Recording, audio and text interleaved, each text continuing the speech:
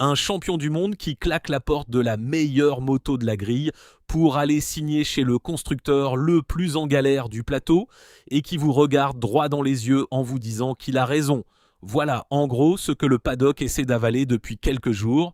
Jorge Martin, le Martinator, champion du monde 2024, qui s'en va chez Yamaha. Et là, tout le monde a levé les yeux au ciel en même temps, les fans, les journalistes.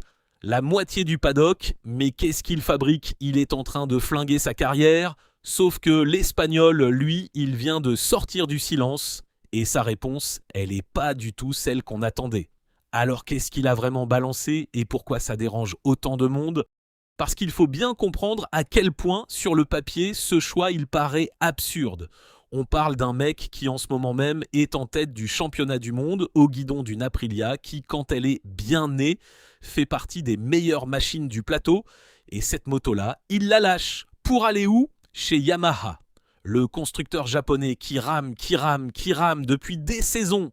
Celui qui a vu Fabio Quartararo s'arracher les cheveux sur une machine incapable de suivre les Ducati.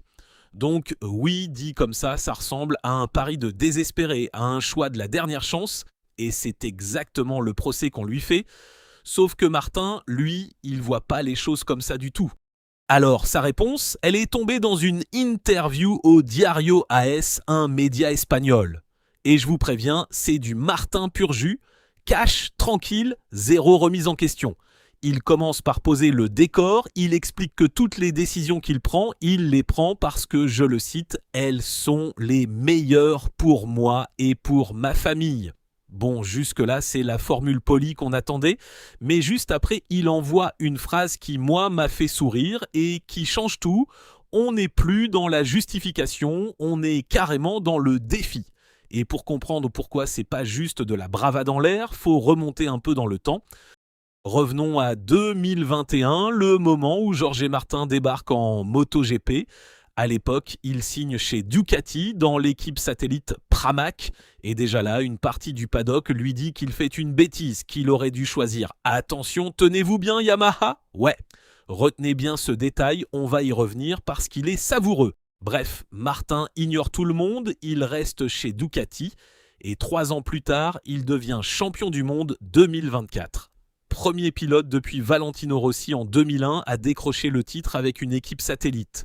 Première fois qu'on lui dit qu'il se plante, première fois qu'il a raison. Et là, laissez-moi vous lire exactement ce qu'il a déclaré parce que ça vaut le détour. Il dit « Quand je suis arrivé en MotoGP avec Ducati, tout le monde disait que c'était une erreur et que j'aurais dû aller chez Yamaha, puis j'ai remporté un championnat du monde. Quand j'ai signé chez Aprilia, tout le monde disait encore que c'était une erreur et aujourd'hui je me bats pour le championnat du monde. Maintenant, tout le monde va encore dire que c'est une erreur, on verra bien. » Voilà, alors, vous l'avez entendu, c'est pas un mec qui se justifie, c'est un mec qui vous met le nez dans vos propres erreurs de jugement. Ah, et au passage, il y a un truc énorme dans cette phrase et je suis pas sûr que tout le monde l'ait relevé. Rappelez-vous le détail que je vous ai demandé de garder en tête.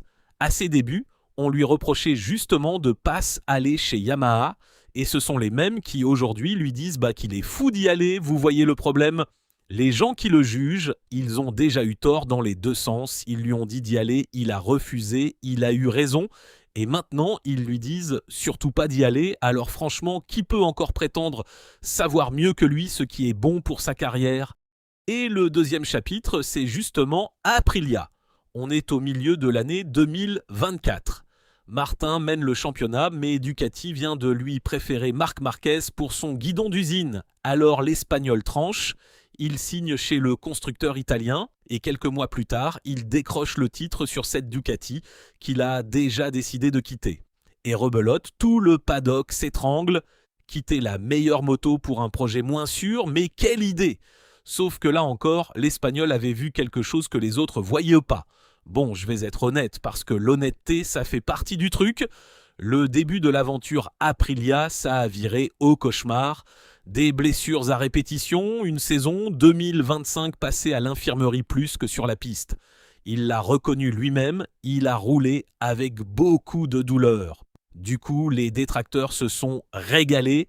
Ça y est, cette fois, il s'est planté pour de bon. Et puis la moto est arrivée, il s'est remis et le revoilà à jouer devant. Deuxième fois qu'on l'enterre, deuxième fois qu'il ressort vivant. Et d'ailleurs, tout ce qui se trame en coulisses sur ce mercato complètement fou, si vous voulez pas en louper une miette, abonnez-vous à la chaîne, c'est exactement ce genre d'histoire qu'on adore décortiquer ensemble ici.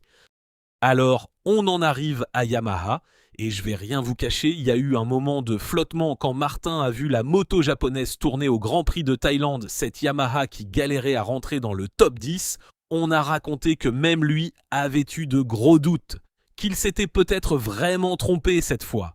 Et pendant quelques semaines, le paddock a jubilé, le Martinator regrette déjà, il l'a dans l'os.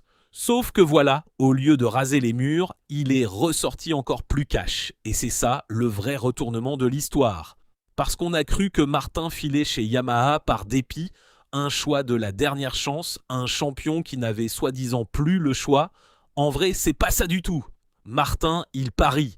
Il parie sur le grand chamboulement de 2027, le nouveau règlement, les moteurs ramenés à 850 cm3, beaucoup moins d'aéro et même les pneus qui changent de fournisseur. Une énorme remise à zéro où tout le monde repart de la même ligne.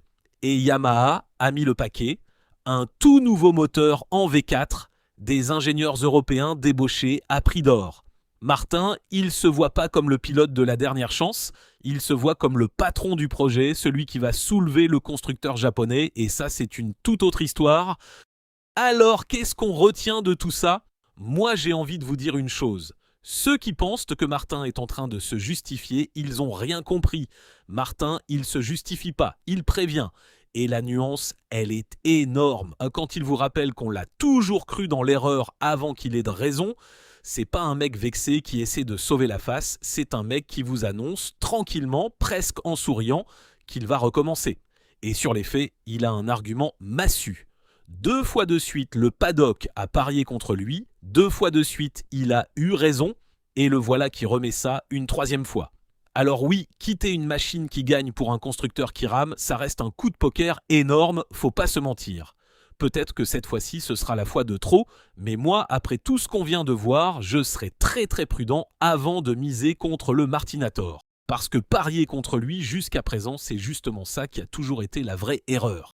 J'espère que cette vidéo vous a plu, et si elle vous a plu, n'hésitez pas à la liker, la partager et lâcher votre avis en commentaire. Alors vous êtes plutôt team Martin voit toujours juste avant les autres, ou team cette fois il s'est complètement trompé? Dites-moi ça en commentaire, ça m'intéresse vraiment, et on se donne rendez-vous très vite pour la suite.